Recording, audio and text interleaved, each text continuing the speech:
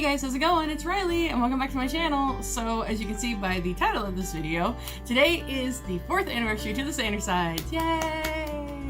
So I figured I would make a short video kind of just talking about how much Sandersides has changed my life and where I got into the series. And for those of you who watch my videos, this might be a different perspective. I moved my room around. My parents came over and helped me move my stuff around.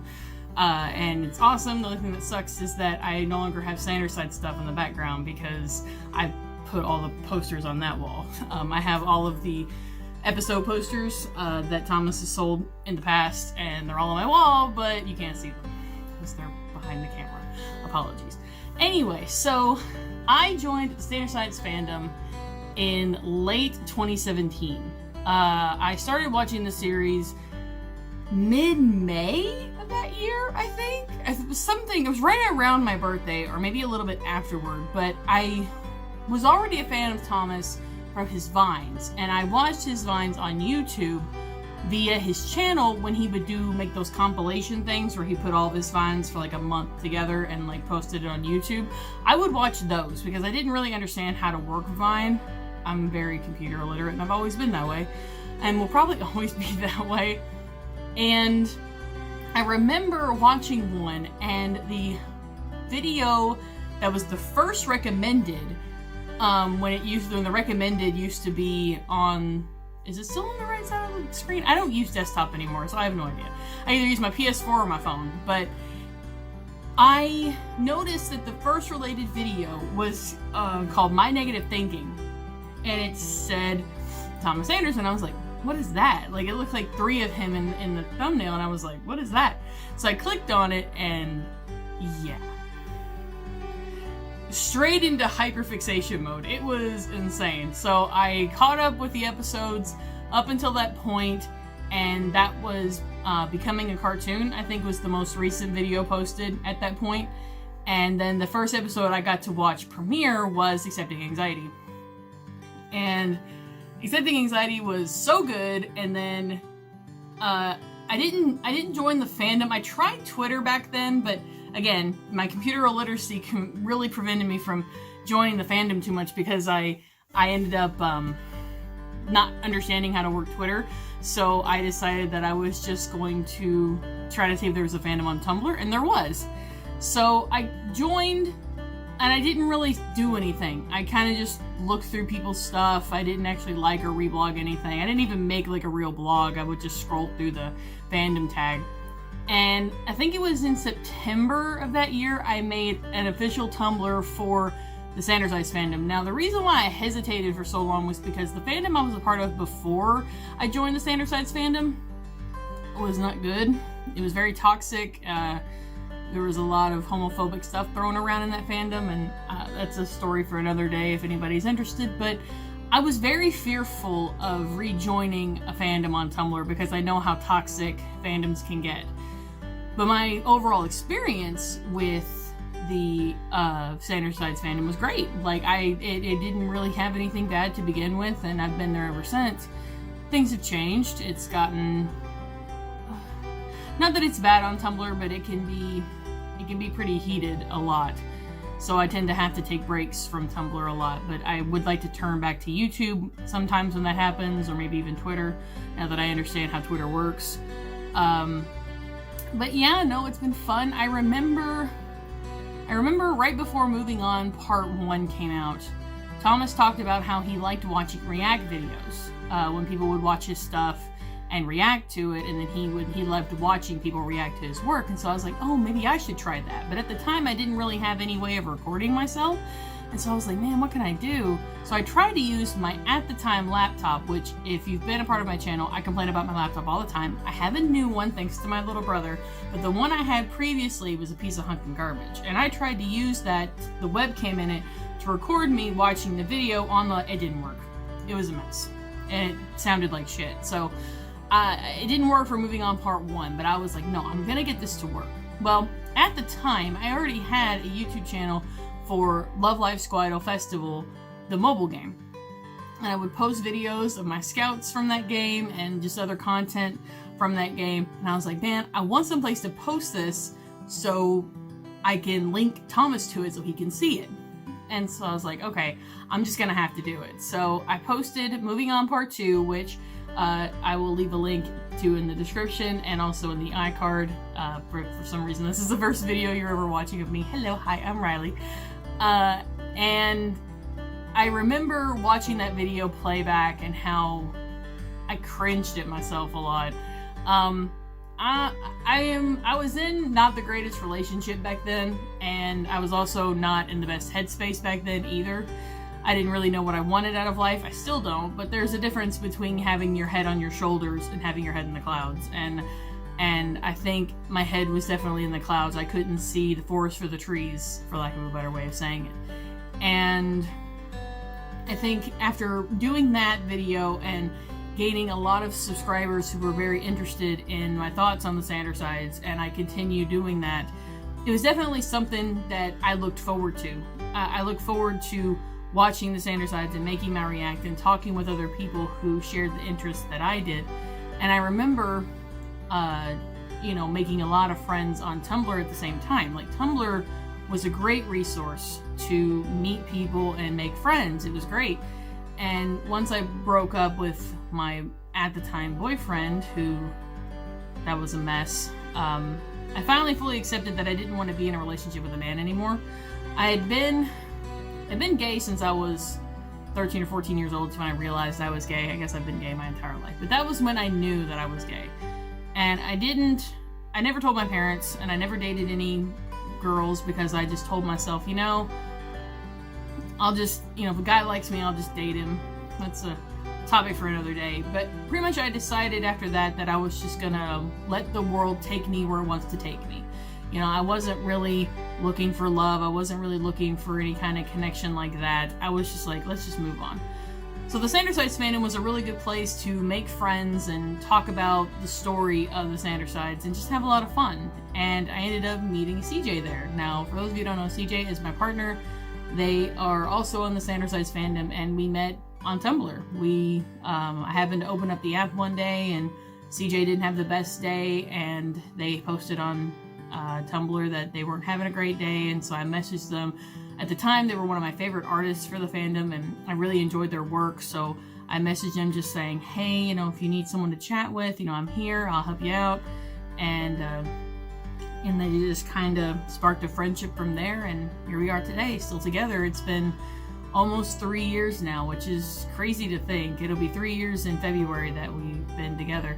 And it's an interesting relationship because we have to make it work, because I am asexual and CJ is aromantic.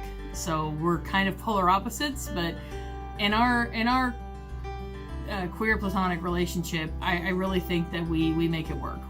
Both of us mean a lot to each other, and I think it's worth making the relationship work. And and I've met some great friends through the fandom as well, not just romantically, but I have a friend that I don't know if I would be the same person creatively if I hadn't met her, and that's Maxie. Maxie is a friend of mine on Tumblr. She's an amazing artist. You should definitely follow her.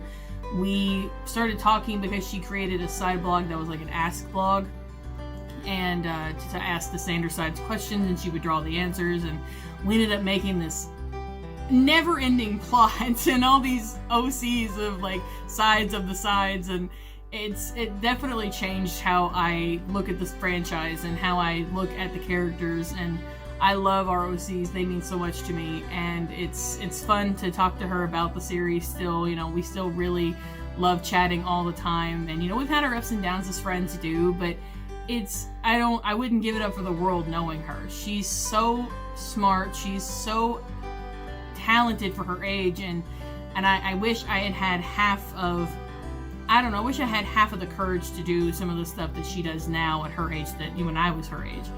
And she may watch this. Hi Maxie, I love you, and I know you can do amazing things if you just put your mind to it. And I'm really happy that I met her, because I don't know if I would be the same person without the experiences that we had together in writing the story and creating the characters, and it just really helps me creatively to have that kind of outlet. So the Sandersides in general as a franchise has definitely helped me a lot. I want to say it was probably 2012, 2013. I went through a very bad breakup that my doctor believes left me with PTSD, and why my depression and anxiety got worse. And I kind of I don't really remember much of my life during those years. I don't really remember that much of my history, like what I did, what I was doing, other than like I remember working and all that stuff, but like, and certain memories of like happy things, but it's kind of like, you know, it's all in a fog. It's really weird. And I remember when the Sandersides came into my life, I finally felt like I had something I loved again. And it was so simple to love. It was so fun and energetic and heartwarming, and it was nice to see that I wasn't the only person with these kinds of doubts, with these kinds of worries. And it was neat to see these characters who could work together to solve a problem, but they weren't perfect. They didn't all have the right answer, and it took teamwork between the four of them at the time to really get, you know, into how exactly should a person move on in life. And I think it also helped that Thomas is around my age, and so me and him have similar, how can I say this? We have similar ways that we look at the world, and I feel like it was interesting to watch him come out when he did as well, because I hadn't yet, and I actually didn't come out to my parents until I was already dating CJ, so it's kind of hard to talk about the Sandersides and not talk about myself, because the series really helped me come out of my shell, as it were, and actually do things that I enjoy for my own reasons. I don't make videos on YouTube for the Sandersides because I want to be popular. I make it because the Sandersides are important to me.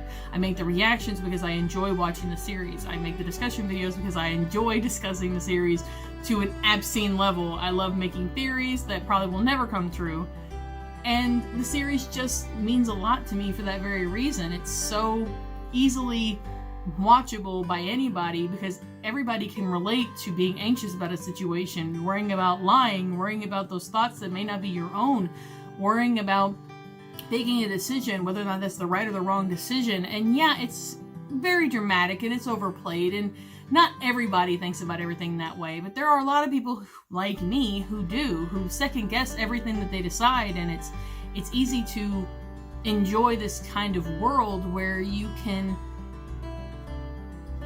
just see someone like yourself, especially if you're in a world where you don't have people like yourself around you, where you feel like you are the lone wolf. It's nice to be able to turn on YouTube and have some friends that look not like you, but have been through the same things you've been through or something you're going through now. And for those of you who watch my content that are under the age of 20, or hell, even my age, you don't have to have all the answers. You don't have to think that you have to be ready for everything life throws you. Just because society tells you, you graduated high school, you graduated middle school, now you have to go off to college, and you have to go off to high school. You have to know what you want to do with your life. I have no idea what I want to do with my life, and I am 30 years old. I literally don't know. I just recently got promoted to a management position at my job. It's a whole new world for me because, yeah, I've been working there for 8 years, but it's different being the boss. It's different being the final answer to things, and it's going to be a very interesting step. But at the same time, I welcome it because I need that kind of change in my life, you know? I need that kind of thing to keep me emotionally there. So it's just important to remember that just because society tells you that you have to be at a certain point at a certain time in your life, it's false. It doesn't matter if you get married young, if you have kids young, if you get married old, or you have kids old. You do things when you're ready. And I understand that there are societal expectations of, you know, getting married, having kids, you know, taking your kids to places and doing things with them. You do what you want to do. As long as it's not harming anybody else or yourself, do what you want. Take your time. Take your time to do what you're passionate about. Don't let anybody force you into choosing to do one thing because that's what they want you to do.